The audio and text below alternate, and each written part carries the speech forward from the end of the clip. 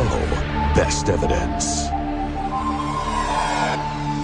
Nowhere in the world is safe from UFOs. Brantford, Connecticut, Tucson, Arizona, Topeka, Kansas, Gulf Breeze, Florida, Kanazawa, Japan, Ontario, Canada.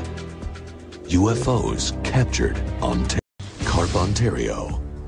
Another disc, much closer, and this time on the ground. The object was photographed behind this house.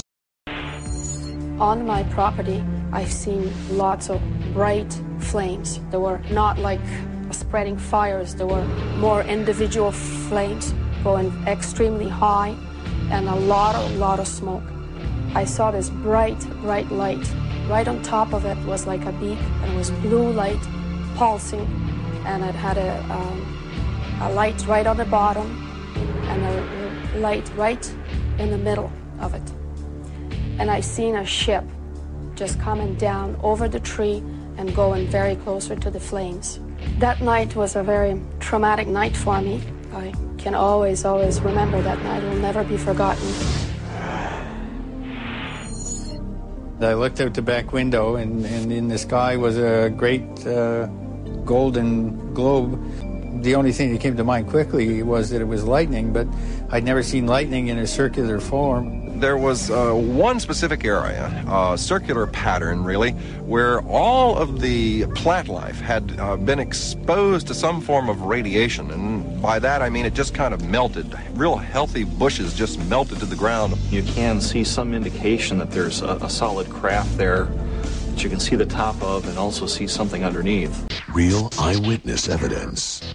The Roswell UFO crash. We just don't have the technology to produce material like I brought in from that ranch.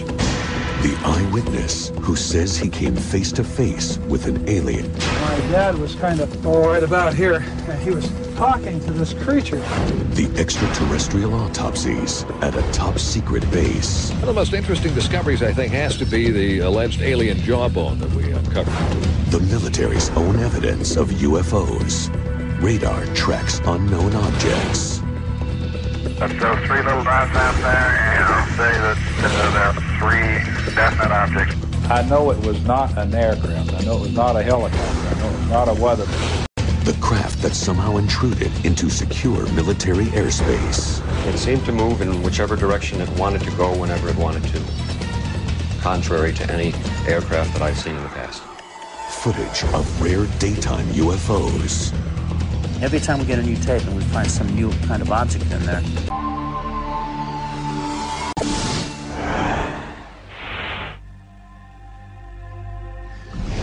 Roswell, New Mexico. Local headlines announced shocking news. The Army Air Force reported they had captured a flying saucer. Debris was found on a nearby ranch in Corona. This building here, building number 84, is a building I believe that they brought materials from the Corona. Major Jesse Marcel Sr., the base's chief intelligence officer, recovered the wreckage and took it to headquarters. But when papers published the news of the UFO crash, the military changed its story. The second press release stated the wreckage came from a weather balloon. Somehow, one of the most significant UFO sightings became an ordinary weather balloon. Some experts feel Brigadier General Roger Ramey, the base commander, ordered a massive cover-up. Right before Marcel died, he allegedly told Walter Haut the truth.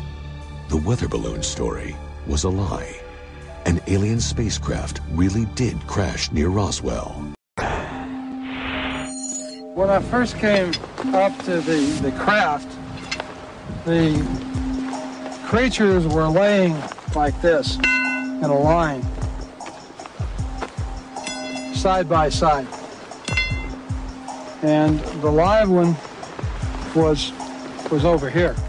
When he was 5 years old, Gerald Anderson says he came face to face with an extraterrestrial. He describes the aliens as 4 feet tall, with gray skin, large eyes, and thin arms. 2 of them were dead. One was dying, but one was still alive, trying to communicate. Then just suddenly he turned and he looked at me.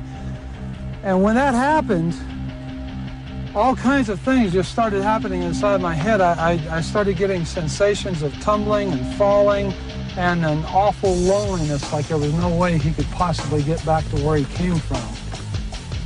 Witnesses say the military soon showed up and threatened any civilian who went public with the amazing story. But now, many of them are speaking out. Wright-Patterson Air Force Base in Ohio, where ufologists believe the military took the Roswell crash debris. Well, recently we investigated the rumors about Hangar 18 and in particular the Roswell connection to Wright-Pat.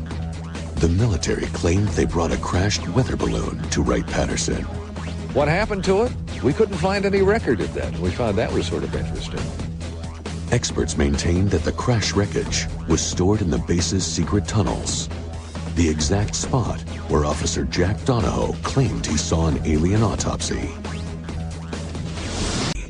It wasn't human. There was a stainless steel table in this room that was arranged a little bit like a laboratory. The man said, "Look at this." Jack looked at the body. Jack told me that at the time they were doing full autopsies on the bodies. The head was shaped basically like a human head, only it was small. He said, "We better not spend very much time here," and they left the room. I tried to bring it up at a later date. He said, "Forget him. Just forget about the whole incident." They had 30 alien bodies underground at Wright-Patterson Field alone. Witnesses state that scientists performed anatomical research on the aliens for years.